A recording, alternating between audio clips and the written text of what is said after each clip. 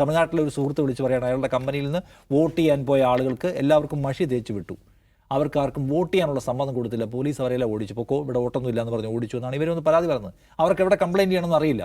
അപ്പോൾ ഇങ്ങനെയുള്ള ആൾക്കാരെ നോക്കി വെക്കുമത്രേ. കാരണം അതായത് ബീഹാറിന് പുറത്തു പോയി ജോലി ചെയ്യുന്ന ആൾക്കാരുണ്ട്, അവർ തിരിച്ചു വരുമ്പോൾ അവരുടെ വോട്ട് പരമാവധി പോൾ ചെയ്യിപ്പിക്കാതിരിക്കാൻ ശ്രമിക്കുമെന്നാണ് ഇദ്ദേഹം പറയുന്നത്. കാരണം പുറത്തു പോകുന്ന ആൾക്കാർ ബീഹാറിൽ പണിയൊന്നുമില്ലാതെ നട്ടം തിരിഞ്ഞ് രക്ഷപ്പെടാൻ വേണ്ടി പോയവരാണ്. അവർക്ക് നിലവിലെ അഡ്മിനിസ്ട്രേഷനോട് വിരോധം ഉണ്ടാകും. കാരണം ഇവിടെ നിന്നിട്ട് രക്ഷയില്ലാന്ന് വിചാരിച്ചിട്ടാണ് അവർ പോകുന്നത്. എന്ന് മാത്രമല്ല, അവർ കേരളത്തിലോ തമിഴ്നാട്ടിലൊക്കെ പോയിട്ട് വരികയാണെങ്കിൽ വേറെ സ്റ്റേറ്റുകൾ കണ്ടിട്ട് അവിടുത്തെയൊക്കെ ലോക്കൽ അഡ്മിനിസ്ട്രേഷൻ എന്തുമാത്രം നല്ലതാണ്, നമ്മുടെ എന്തുമാത്രം മോശമാണ് എന്ന ഭരണവിരുദ്ധ വികാരവുമായിട്ടാണ് അവന്മാർ തിരിച്ചു വരുന്നത് വോട്ട് ചെയ്യാൻ. അവന്മാരെ വോട്ട് ചെയ്യാൻ സമ്മതിച്ചുകൂടാ എന്ന് വിചാരിച്ചിട്ട് അവരുടെ വോട്ട് തടയുന്ന പണി പലയിടത്തും നടക്കുന്നുണ്ട് എന്നാണ് ഇദ്ദേഹം പറയുന്നത്. ഇവർക്ക് എവിടെ കംപ്ലയിൻറ്റ് ചെയ്യണമെന്നോ എങ്ങനെ പ്രൊട്ടക്ട് ചെയ്യണമെന്ന് അറിയില്ല, അവരാരും ഏറ്റെടുക്കാൻ അറിയില്ല. പോലീസ് അടക്കമുള്ള സംവിധാനങ്ങൾ അവർക്കെതിരായി നിൽക്കുന്നതാണ് ഈ ഇദ്ദേഹം പരാതിയായിട്ട് പറയുന്നത്. അപ്പോൾ ചെറിയ പരിപാടികളെല്ലാം നടന്നുകൊണ്ടിരിക്കുന്ന ഒന്നാമത്തെ കാര്യം ഓർക്കണം, ഒന്ന് വോട്ട് ചോരി. അത് നമ്മൾ വിശദമായിട്ട് പലകുറി സംസാരിച്ച് കഴിഞ്ഞതാണ്. എവിടെയൊക്കെ വോട്ട് ആരൊക്കെ ചെയ്യണം, ഏതൊക്കെ മേഖലകളിൽ ഞങ്ങൾക്കെതിരായി വോട്ടുണ്ടാവാൻ സാധ്യതയുണ്ടെന്ന് നോക്കിയിട്ട് ആസൂത്രിതമായത് വെട്ടിക്കളയുന്ന പ്രോസസ്സ് നടക്കുന്നു. ആളുകളെ ഡിലീറ്റ് ചെയ്യുന്നത്, ആളുകളെ ആഡ് ചെയ്യുന്ന പ്രോസസ്സ്, ഒരാളുടെ പടം വെച്ച് തന്നെ വിദേശ മോഡലിൻ്റെ പടം ഉപയോഗിച്ചുകൊണ്ട് വ്യാപകമായി വേറെ വോട്ട് ചെയ്യുന്ന പരിപാടി, എന്താ പറയുക, ഒരു നൈരന്തര്യം എന്ന പോലെ ഇങ്ങനെ നടന്നുകൊണ്ടേയിരിക്കുകയാണ്. അതുപോലെ തന്നെ വോട്ടിംഗ് മെഷീനുകളുടെ എണ്ണത്തിൽ കുറവുണ്ടാകുന്നതും വ്യത്യാസം വരുന്നതും, ഇത്ര വോട്ടിംഗ് മെഷീനിൽ കാണാതാവുന്നതിനെക്കുറിച്ച്, അവ എവിടെ പോയതിനെക്കുറിച്ചുള്ള ചോദ്യങ്ങൾക്ക് പോലും പ്രോപ്പറായിട്ടുള്ള ആൻസർ ഇല്ല. വോട്ടിംഗ് മെഷീനുകൾ എന്ന് പറയുന്ന സംഗതി തന്നെ ടാമ്പർ ചെയ്യാൻ കഴിയുന്നതാണെന്നുള്ള തെളിവുകൾ പല പ്രൊഫഷണൽസും മുന്നിൽ വെച്ച് അവതരിപ്പിച്ചിട്ടും അതിന് പ്രോപ്പറായിട്ടുള്ള മറുപടി കമ്മീഷൻ പറയുന്നില്ല. തെരഞ്ഞെടുപ്പ് കമ്മീഷൻ ആ കാര്യത്തിൽ വ്യക്തതയുള്ള, വിശ്വാസ്യതയുള്ള, അല്ലെങ്കിൽ കൺവിൻസിംഗ് ആയ മറുപടി പറയുന്നതിൽ ഒരിക്കലും തയ്യാറാവുന്നില്ല എന്ന് മാത്രമല്ല, പരാജയ ഭീതി കൊണ്ടോ പരാജയപ്പെട്ടതുകൊണ്ടോ ഉള്ള മനോവിഷമവും പറയുകയാണ് നിങ്ങൾ എന്ന് BJP-ക്കാരെ പോലെ മറുപടി പറയണം. അങ്ങനെയല്ലോ കമ്മീഷൻ മറുപടി പറയേണ്ടത്. കമ്മീഷൻ മറുപടി പറയേണ്ടത് ഓരോന്നിനും ടെക്നിക്കൽ ക്വസ്റ്റ്യൻ ആണെങ്കിൽ ടെക്നിക്കൽ ആൻസറാണ് പറയേണ്ടത്. അതിന് പകരം BJP സ്വഭാവത്തിൽ മറുപടി പറയുകയാണ്. 0 നമ്പർ എന്തിനാണ് ചേർക്കുന്നതെന്ന് രാഹുൽ ഗാന്ധി വെച്ചപ്പം വീടില്ലാത്ത എത്രയോ മനുഷ്യർ ഈ ലോകത്തുണ്ട്, നാട്ടിലുണ്ട്, അവർക്കൊക്കെ ചേർക്കണ്ടേ, അപ്പോൾ അവരാണ് 0 കൊടുത്തിരിക്കുന്നതാണ് ജ്ഞാനേഷ് കുമാർ എന്ന് പറഞ്ഞ മുഖ്യ തെരഞ്ഞെടുപ്പ് കമ്മീഷൻ പറയുന്നത്.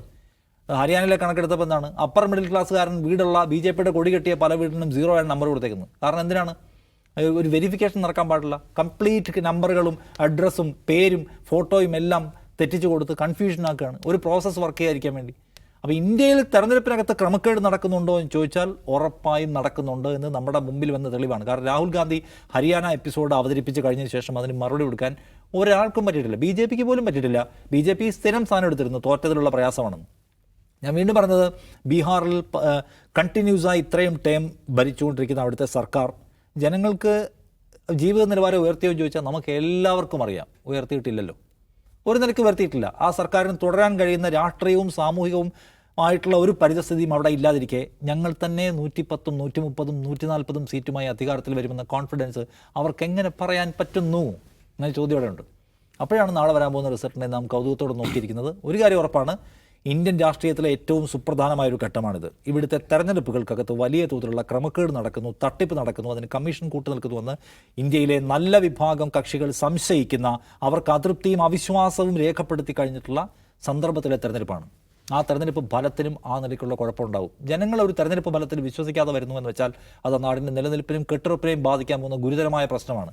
അതിവർ മനസ്സിലാക്കിയിട്ടുണ്ടോ എന്ന് എനിക്കറിയില്ല, പക്ഷേ അത് സീരിയസ് ആയിട്ടുള്ള പ്രശ്നമാണ്. അതുകൊണ്ട് ബീഹാറിലെ ഫലം മറ്റേതെങ്കിലും ഹരിയാനയിലെ ഫലം പോലെ, ഹരിയാനയിൽ എല്ലാ സാഹചര്യവും ഉണ്ടായിരുന്നു, ഗുസ്തിക്കാരുടെ സമരം ഉണ്ടായിരുന്നു, കർഷക സമരം ഉണ്ടായിരുന്നു, എന്തായാലും കോൺഗ്രസ് ജയിക്കുമെന്ന് എല്ലാവരും പറഞ്ഞു, മറിച്ച് സംഭവിച്ചു.